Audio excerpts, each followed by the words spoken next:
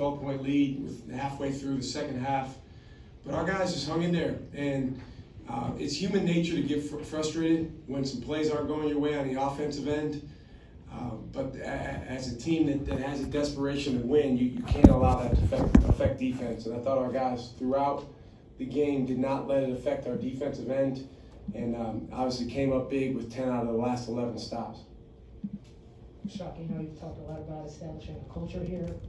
How big is a win like this for, you didn't shoot well, you didn't knock down free throws, but defensively you guys turned them over, got steals in the final minute, ended the game on a kill. How big is that to kind of sell your vision? Yeah, it's big because, when you have games that, come down to the end like this, and when you don't shoot the ball very well, miss some free throws, some guys don't necessarily have their best offensive night. For guys to learn that they can win anyway, which is a key phrase for us, win anyway, that gives you more belief the next time you're in that situation. And I'm really proud of our guys because, let's face it, we've not been in a game like this together as a group. Daryl's been in games like this at Maryland. Other guys that have played college basketball elsewhere or here have been in games like this, but nobody together as a team on our group. And our guys, they just stayed together. The way they were talking in the huddles, they believed that they could win. That was a big key. Coach, in the back here. After the game, I kind of followed you around center court. It looked like you took a moment and looked around. Just wondering what's running through your mind. Just trying to enjoy the moment. I thought our crowd was phenomenal, and particularly our students, but everybody in the building. There was great energy, and so after the game, just I'm big. I emphasize this a lot with the team and with myself of just being present, and so I was just trying to be in that moment and kind of soak that in. Look at the crowd, look at our guys, look at our students enjoying the win, and try to refrain from what I normally do, which is thinking about like the next game, like immediately when the game ends. But it's I told Dr. Lovell and Bill, I'm really grateful to be here at Marquette to have this opportunity to coach these guys, and this is just the beginning for us. And there's going to be twists and turns and ups and downs. We're probably not going to win every game, but I think this is a really good step for us, for our guys to understand that we can win a game like this, and we can come back when we're down double figures against a good team. Coach, one of the biggest things you pride yourself in is the defense, especially your defense, and you were able to turn the ball over 26 times against Illinois. So how does it feel knowing when you go into more of the top teams in the country like Villanova and UConn that you can play with one of the top teams in the country? Yeah, I mean, interestingly, if we could have defensive rebounded a lot better than we did tonight, then our defense could have been significantly better. But the way that our guys got our hands on the basketball, I believe we were right at our deflection goal number of 32. It's amazing how that works. Like, we needed every one of those, including the one down the stretch that Tyler had.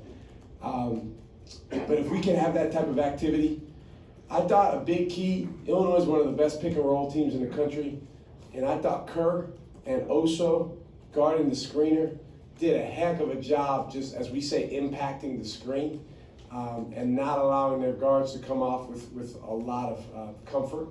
One time Kerr even plucked the guy, took it from him, which is rare for someone so big.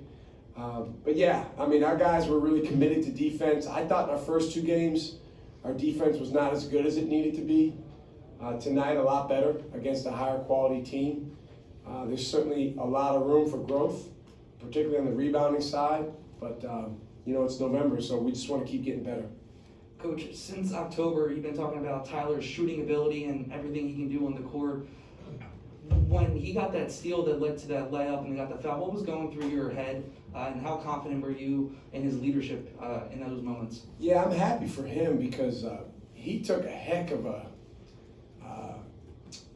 hit to his leg in the last game, and he has been, him and Brandon Yoder, our athletic trainer, they have been working around the clock. I don't think he's slept, Tyler. I mean, he's been getting treatment like nonstop on that knee. He didn't practice the last 2 days.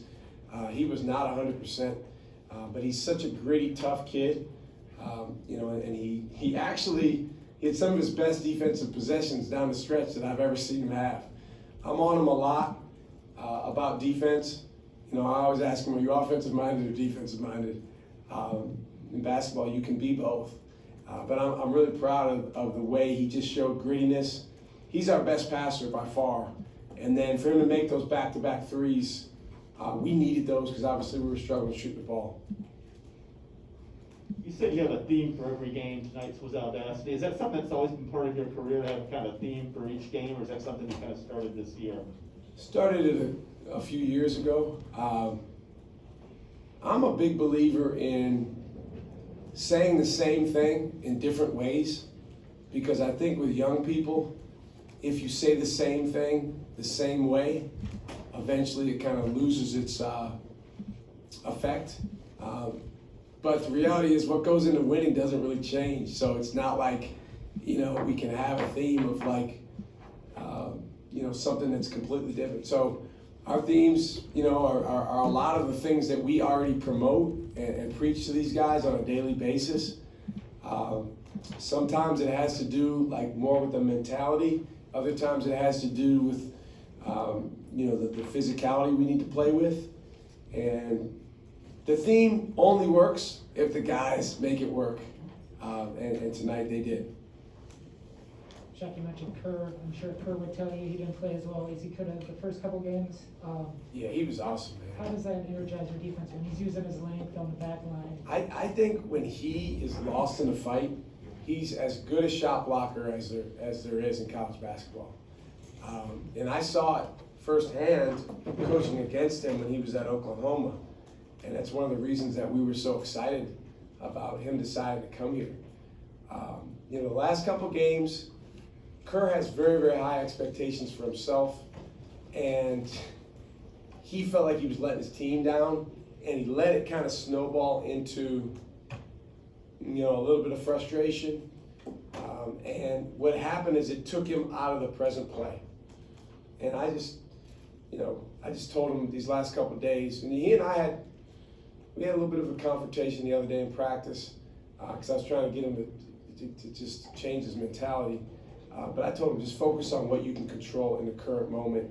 And I thought, again, with his pick and roll defense, did a great job of that. And then just staying with plays and the way he blocked shots, that was special. Shaka, how were you guys able to bother Andre Curbelo, who a lot of people think can be one of the best point guards in the country?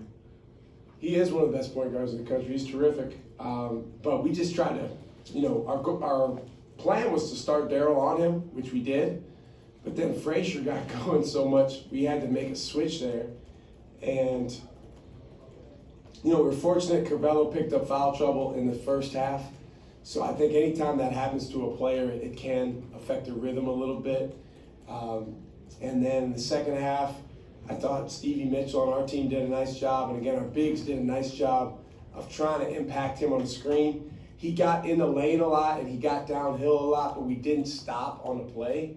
And we made some of his shots tougher, contested shots. I'm sure as the year goes on, he'll make a lot of those, but tonight, to be able to force him to 4 for 18 was huge. And we knew, with Kofi being out that, Curbelo and Frazier were going to be the two guys we had to do a great job on. And we did a heck of a job on one of them. The other one had a great game. That's it, thanks. Got Thank you, Tyler. guys. Tyler's coming.